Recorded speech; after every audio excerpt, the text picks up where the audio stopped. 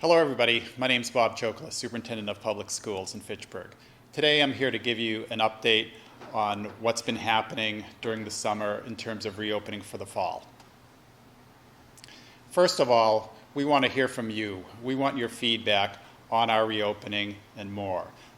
When school ended on June 19th, we sent out an equity survey to all the parents and staff. We would like you to complete the survey, and we resent the survey to you by email. Your feedback is important as we want to provide an environment for all of our students where they feel included and they belong. Also, behind me you can see the links to the survey which you will have received by email, but if you didn't, please log in, complete the survey. It takes 7 to 10 minutes to complete. Looking ahead at reopening for this year, a month has passed since we let out for school in June. There's been some information that has come out from the state in regards to reopening. We have some initial guidance that was released by the Department of Elementary and Secondary Education on June 25th. That was about 80% complete, in addition to some guidance provided by the American Association or Academy of Pediatricians. The state also recently released a list of frequently asked questions for the public. We have that posted on our website. Please go to our website to see those questions and answers. And most recently this week, DESE released some guidelines for schools to submit plans to the Department of Elementary and Secondary Education for reopening. By the end of this month, we are required to submit a preliminary plan on which reopening model we will undertake when we reopen schools. The three options that we are required to provide input or feedback on are in person, where students return to class in school and receive their learning in the buildings. The second option is a hybrid model, which could be a variety of options. It could be a week on, a week off. It could be alternating days, schedules to be determined. We're investigating options and logistics on that, and I'll talk a little bit more about all the logistics that we're reviewing right now. And then the last would be the remote learning model.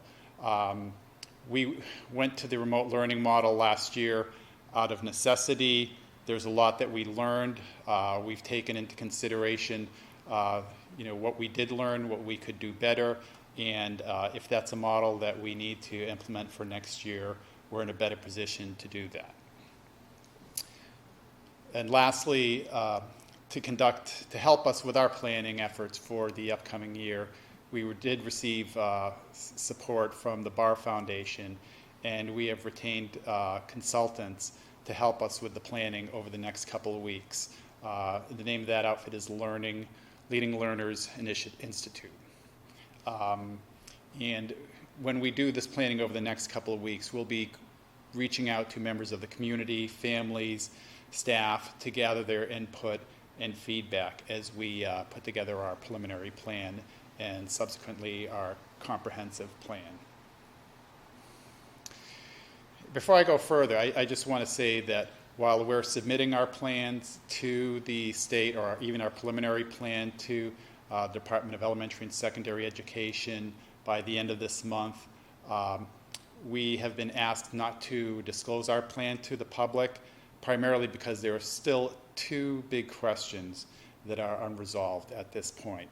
While Massachusetts currently is one of the 4 best states in terms of handling the coronavirus and the rate of infections, we do not know what the status of the coronavirus will be when we reopen school and during the school year.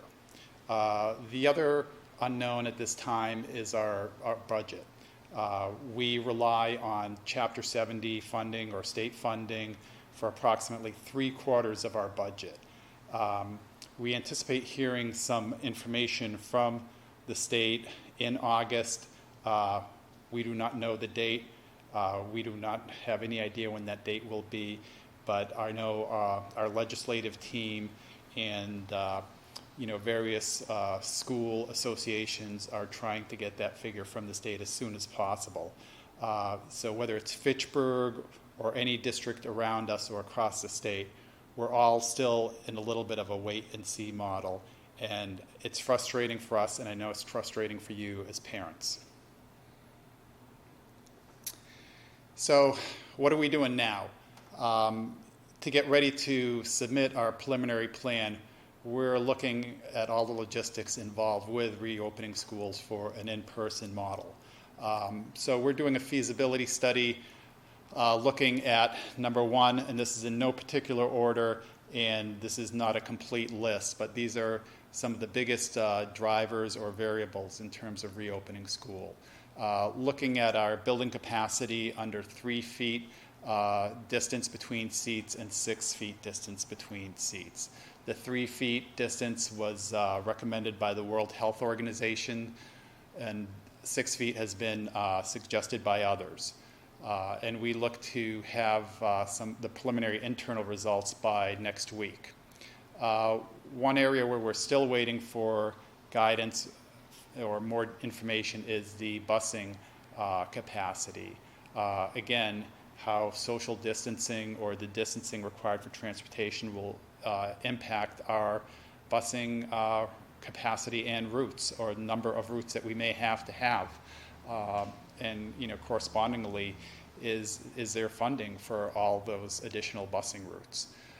In many of our schools, we have tables, trapezoid tables, rectangular tables. We're looking at the number of tables and the type of tables and desks throughout all our schools to see how those layouts impact the number of students we're able to bring back into classrooms for in-person learning. Lunches, how we provide lunches to our students under an in-person or hybrid model. The guidance that we've received so far talks about 6 feet of distancing. As we look at our space for all our buildings, we may be looking at repurposing other rooms such as auditoriums or gymnasiums in schools to help us meet a return for in-person learning. Also, we're competing with every other school district, not only in Massachusetts, but probably across the country for supplies. So whether it's cleaning supplies or technology. We don't know if we will have all those supplies in our buildings for when we reopen school.